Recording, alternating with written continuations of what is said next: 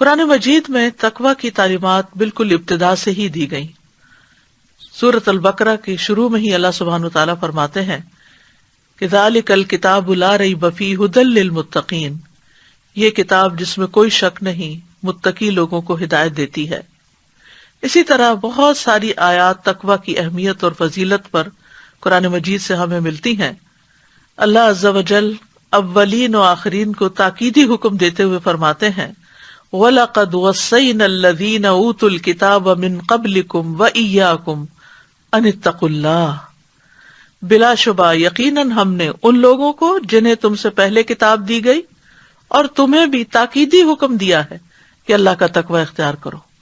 یعنی یہ ہمارے لیے مینڈیٹری ہے کہ ہم سب کے دل کے اندر اللہ کا ڈر ہو، اللہ کی محبت ہو، اور اس کے ساتھ ہم اس کی اطاعت کریں اور اس کی نافرمانی سے بچیں۔ پھر اسی طرح تمام لوگوں کو اس بات کا حکم دیا گیا ہے۔ سورۃ الزمر میں اللہ تعالیٰ فرماتے ہیں لَهُم مِّن فَوْقِهِمْ ظُلَلٌ مِّنَ النَّارِ وَمِن تَحْتِهِمْ ظُلَلٌ ذَلِكَ يُخَوِّفُ اللَّهُ بِهِ عِبَادَهُ يَا عِبَادِ فَاتَّقُونِ، ان کے لیے ان کے اوپر سے آگ کے سائبان ہوں گے اور ان کے نیچے سے بھی سائبان ہوں گے۔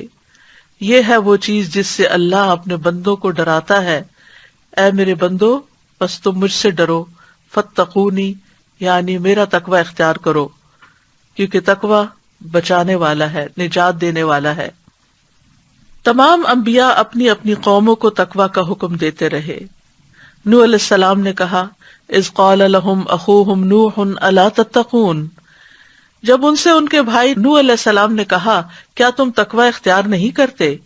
سورۃ الشعراء میں متعدد پیغمبروں کی بات کرتے ہوئے اللہ سبحانہ وتعالیٰ اسی انداز میں حضرت ہود کے بارے میں فرماتے ہیں اذ قال لهم اخوهم هود الا تتقون، ان کے بھائی ہود نے ان سے کہا کیا تم تقوی اختیار نہیں کرتے۔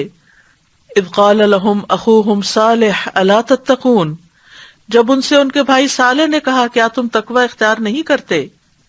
اذ قال لهم اخوهم لوط الا تتقون، جب ان کے بھائی لوط نے ان سے کہا کیا تم تقوی اختیار نہیں کرو گے۔ اذ قال لهم شعیب الا تتقون، جب ان سے شعیب علیہ السلام نے کہا کیا تم تقوی اختیار نہیں کرتے۔